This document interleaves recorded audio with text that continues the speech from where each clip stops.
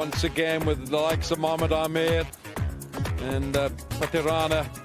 They have put together a collective performance for the Desert Vipers, and Colin Munro, the skipper, finds his form, steers them towards a much-needed win. Alex Hales in the runs, and Azam Khan with a blistering, belligerent half-century. Much-needed 2 points for the Desert Vipers. The Gulf Giants were put into bat. Shimron Hetmeyer top scoring there with 40 not out. 160 for 7. Never looked quite enough. And some decent bowling there with Amir 3 for 34, Hasaranga 2, and Patirana, he bowled so well. The Vipers 161 for 4. Munro and Azam steering them through with a typical Hales effort, 44 at the top. So the Desert Vipers, the fangs are out, getting the 2 points. Right, so they're up into third place, and 6 points puts them with the Dubai Capitals, Abu Dhabi Knight Riders and the Sharjah Warriors, but that was a much-needed 2 points. My Emirates, of course, they're on top, and tonight it is the Abu Dhabi Knight Riders who are in action against the Dubai Capitals.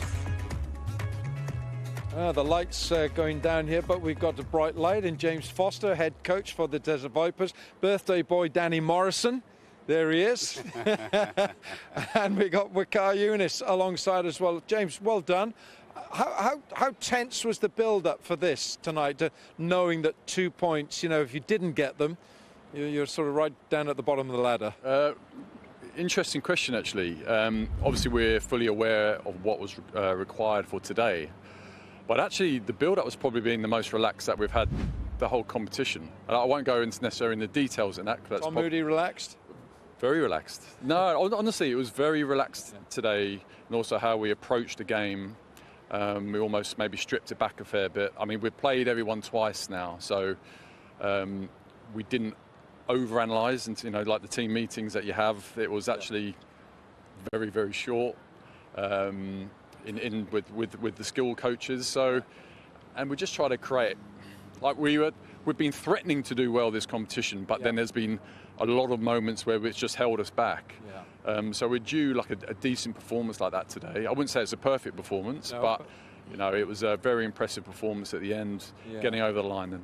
Now, I know that coaches like to use the word group, and I know you don't like to do, but we want to look at a couple of players. And one of your catalysts, one of your guys who make things happen is Wanindu Hasaranga with bat, with ball, and in the field today. But what does he do for this team? What does he do for your group, Hasaranga? Well, he certainly comes with a bite, doesn't he? He's honestly, he's an absolute star. He's done it the whole of last season. He's done it for us this season. He's always keeping us in the game. He's putting a lot of pressure on the opposition with bat and with ball. Look, you know, he didn't get the runs today, but the impact that he has, and we've given him so-called, well, I mean, an elevated role, maybe a role that maybe he wouldn't play for in Sri Lanka, but I just see him with someone with the ingredients to have a real impact for our innings.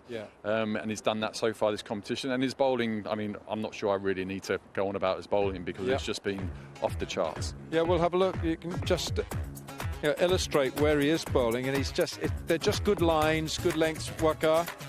You know, this is what Hasaranga's been, as James is saying, he's been so good for the Vipers this season. Yeah, you probably see the lengths maybe, you know, up and down a bit, but then it's T20 cricket. T20 cricket, you have to really sometime pull your length. But as long as your line is right, if it is landing in the line of the stumps, you're always threatening, and he's a wicket taker and someone you would love to have in your team.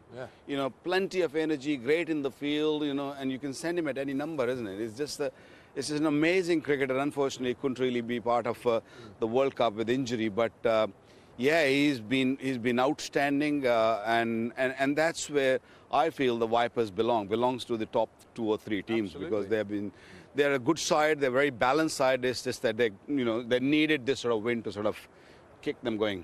No Shaheen today, who wins matches with the bat for you.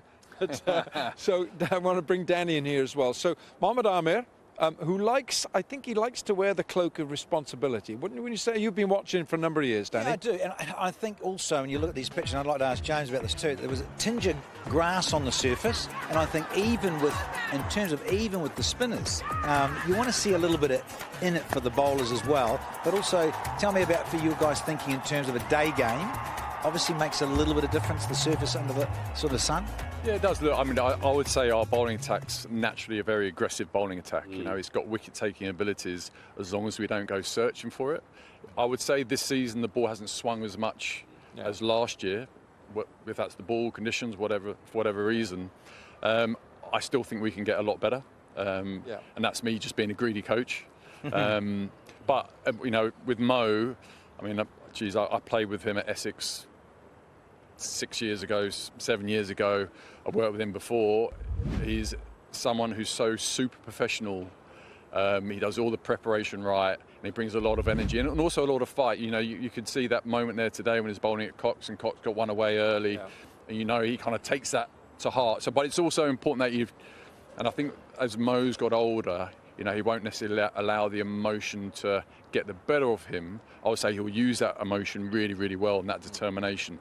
And when he's keeping it simple, and a lot of our guys keeping it simple, we're super effective. Yeah, so I like that what you just said, as long as we don't go searching for it. But it strikes me that Mohammad Amir is one of those bowlers who does go searching for it. He wants wickets. He wants to get amongst it too. So how do you manage that? Oh, look, if you've got wicket-taking ability up front with a new ball, you want guys to be looking to take wickets. You know, it's the easiest way to slow down a scoring rate. Yeah. But then it's the difference between discipline with your length and maybe hunting that a little bit fuller. So if the ball's not swinging as much as you think, it's important that the length drags back a touch. It's about like telling Waqar Younis, don't bowl fast or don't go looking for it. What do you reckon? No, the point we're trying, it's a good point that James has made. I mean, you've got a wicket taker, you've got someone who does things with the ball. Yeah, it's a You're very the good same. point. Yeah, I think you've got to allow them to, you know, express their feelings, express what they've got. And Mohammad Amir is a wicket taker, and if he's swinging, I wouldn't really tell him to do anything else. Just swing the ball and pitch it up. He's got the length, which is required for these pitches when it's swinging. So I would say yes, but he's become a lot smarter over the years. Played a lot of cricket now, and now he knows when to bowl what. And especially those angles he bowls now with the slow delivery and wide yorkers, and as you say, you know, you don't want to be greedy. You sometimes, you've gone for 4 or 6, you've got to be really conservative, make sure that the next delivery you just bowl dot balls so you don't put more pressure on the other bowler bowling from the other side. Let's move on to the run chasers. Azam Khan, I mean, I love watching him bat. I mean, he's 100 miles an hour. Just tell us, what's it like having this fella in your side, knowing the way he plays, James? Well, it's like the first ball there. You know, obviously lost pretty much two in the over, and he just comes in and bangs it first ball for 6. You know, he's a high-octane player, someone with immense skill. I remember seeing a lot of him in the PSL over the years, coaching against him, and he's someone you fear. Absolutely. As we've seen today, he's basically then taken the game. No, it was touch and go. The game was, I would say, in the balance. Yeah. But he just has that impact. You know, I was talking about Hasaranga earlier, but the way Azam can just completely change the course of a game. And not only has he got power, he's got a lot of touch and finesse as well. So, you know, we're very lucky to have him in our setups. I mean, I would say we probably haven't had the 100% best of Azam just yet, but he's been cooking, if that makes sense. You know, he's had a couple of really nice performances, and obviously today we've seen how he's just gone on and just completely dominated, being out in the middle.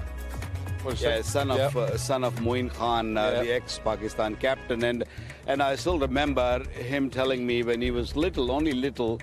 Look at that! He can play all around the park, and don't bowl. Spinners have got no job to bowl at him the way he plays, and he used to tell me that, you know, the little one about 12 years of age or 14 years of age, he used to just go at the ground, which Moeen Khan owns. He's got an academy there in Karachi, and he'll just get the bowlers to just throw at him, and he just hits 6s.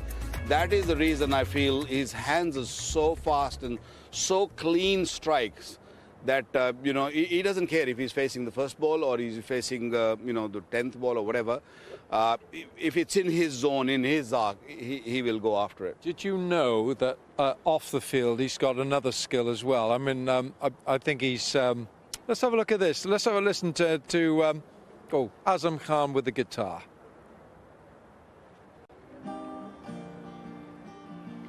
देखो देखो कैसी बातें यहाँ की है साथ पर है साथ ना भी क्या इतनी आसान है देखो देखो जैसे मेरे इरादे वैसे कहाँ तेरे यहाँ थे हाँ इतनी नादान मैं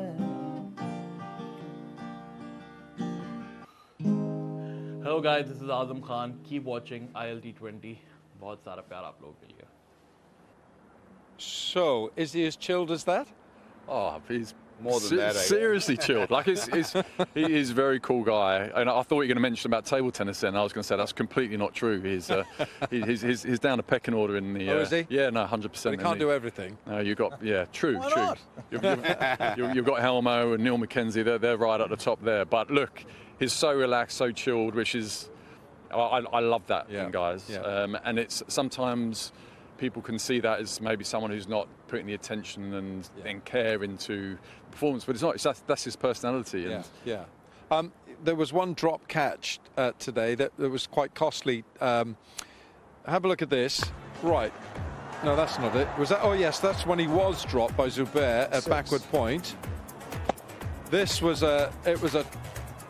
but at this level, you've got to catch those, and that was costly, Danny. Well, it's a coach killer, isn't it? Because you're thinking, I take this, and man, look who it is. It's Azam Khan, and you really do want to take those. Not today. Yeah, costly. But there was one that was a bit costly. I'm not sure how much it did cost. It was over here. We can show this. Okay, so here he goes. And it landed the laptop. Hit the laptop, isn't it? And this is, I hear his name is Zaid, and he's at the ticketing office. He got a little hand on it before actually the ball hitting the laptop, and he put the laptop back on, and I'm not sure if it is working or not. If it is, that means I'm going tomorrow for shopping to buy that. Yeah, 100%. Yeah, okay. I'll come with you. Will you get an invoice for that, or? Yeah, why not? So you look relaxed. You know, I mean, it was a huge game for you tonight, wasn't it? You know, and also Colin Munro, he walked past here just before the post-match, which Danny was doing, and he said it's about time. He's a fabulous player. When he times the ball, you know that he's a fabulous player. But how important was it for him, for you, for this team, for him to fire tonight? Yeah, look, I mean, delighted for Munners. You know, as skipper, you know, he's mentioned hasn't quite maybe performed how he'd like to so far this campaign. But one thing about Munners is that he gives absolutely everything that he's got. You know, you see him playing all the leagues around the world. And I thought he played a very responsible innings today. I thought he was very smart the way he played with Alex Hales. Halesy was, I would say, more the aggressor. But I thought his intent and I thought his positions that he got into today, looking from the dugout, were exemplary. And even like we talked to him at the timeout, and I mentioned there about the positions, Neil McKenzie, a batting coach, he was really impressed with how he was going about his business, and then he got that big over.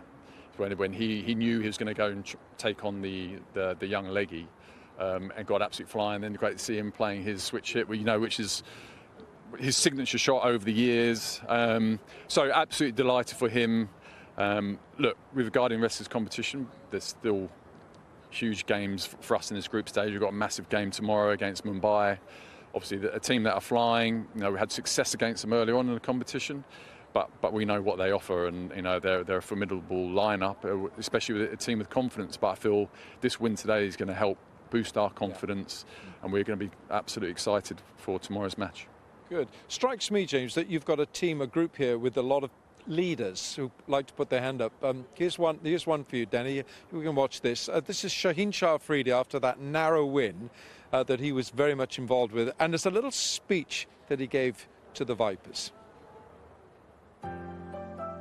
I think you guys are the champion. I never see players like this in any team. you guys are capable. This team can win this final. The great teams, champion teams always support each other. In the field, in dressing room, go and just like, talk to each other and enjoy. Every tournament you see, some teams win first 5 games and then they lost. And some of them, they're starting with, they lost every games and then last 5 they win. And I'm sure that's just a starter. That doesn't matter if Amir bowled well, me bowled badly, Manas not in the form, Health is in the form. That's team. We have to support each other. So Shaheen, who knows about captaincy and he's enhancing his reputation in that area. Was that impromptu, or did he want to speak to the group? Tell us about that, James. No, it was just after the game I then sort of opened up to the floor if anyone had something to say after the win. A few guys spoke, and then he also then went a little bit quiet, but then Shaheen stepped up and spoke beautifully there. Been a very genuine man. It's the first time I've worked with Shaheen before, always been in sides against him and just like, oh my God, this guy's so good. And it was so nice to have him with us. Yeah. He gave absolutely everything that he had during this campaign. Obviously, he's had a busy schedule. Yeah. But it's been great for him to be working with Azza Mahmood over here, and also our medical team. So really sort of supporting him. So he's got a busy campaign coming up. Probably have a little bit of a rest now, then a bit of PSL. But look, he was great for us, and the way he spoke, and so genuine, and you can tell and really understand why he's captain the Pakistan side, for such a young man. By the way he delivered that was wonderful. Yeah, that strikes me that he is young. I want to get you in here, why can you, Danny, that you're a young fast bowler in the side.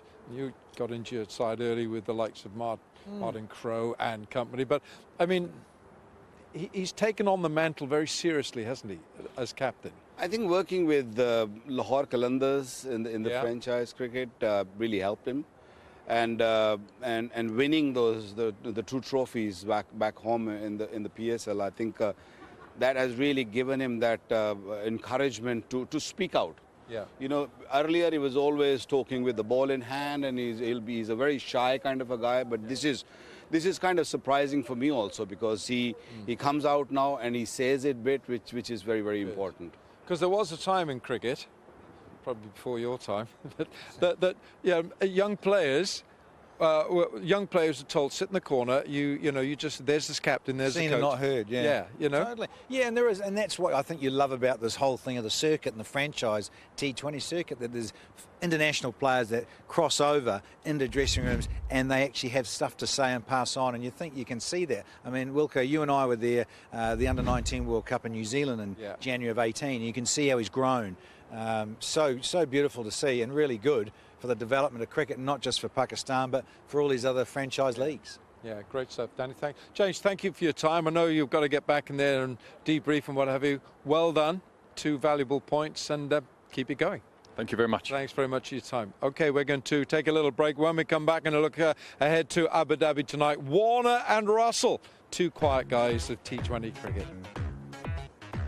Oh, Dubai at night, it's a lovely sight.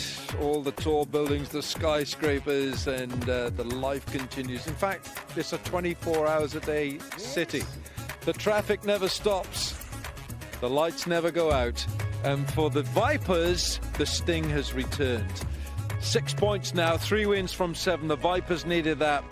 And the Giants are at the bottom of the table. And tonight, well, very, very soon, in fact, it's just started, the Abu Dhabi Knight Riders against the Dubai Capitals. It's Sunil Narayan and David Warner, but you can rest assured that Dre Russ will have some part to play there tonight in Abu Dhabi. Right, Simon Dool and Danny Morrison. David Warner first. Let's go with him. How's he going? He struggled, hasn't he? Yeah, captaincy's been okay. I think his promotion of the tournament and to have him here as part of the tournament has been exceptional. He's talked about the right things. He knows that the game is developing in the UAE. He's here for the right reasons, just hasn't got the runs. I mean, you were talking about the run shop that he needed to stop into on the way down the highway. And look, if he can pick up some runs tonight, that will be a key for him before he leaves. But it's just been out of sorts a little bit. Has got out in strange ways at times, hasn't been overly aggressive as well, and you just feel like he's sort of just not quite firing. Captaincy, the energy, everything has been great. That was a beauty, absolute beauty from Carlos there. A little glove down the leg side, little things like that that just have not gone his way, and then a wild swing for the last one. Yeah, not the David Warner we sort of love and know. Is love the right word for David Warner? But, I mean, he's a fabulous player, and it might come off tonight for the Dubai Capitals. And, Danny, of course, on the other side for the Knight Riders, you've got Dre Russ. Yep. Can't keep him quiet, can you? No, and see what he does and brings to the whole thing of the contest. And he was a little out of sorts early on, and then when he gets it right, then look out, because we know what Superman can do. And this was a day game. It was nice to be down there and watch this sort of action.